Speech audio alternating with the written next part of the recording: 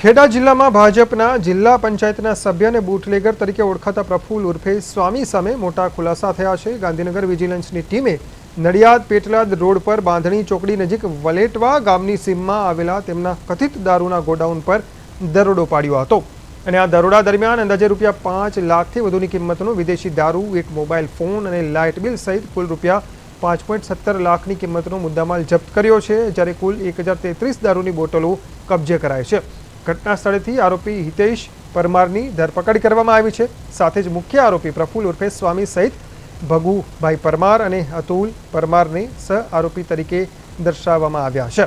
Police દ્વારા તમામ ફરાર આરોપીઓને ઝડપી પાડવા માટે તપાસ હાથ ધરાઈ છે અને આગળની કાયદેસર કાર્યવાહી હાથ ધરવામાં આવી છે।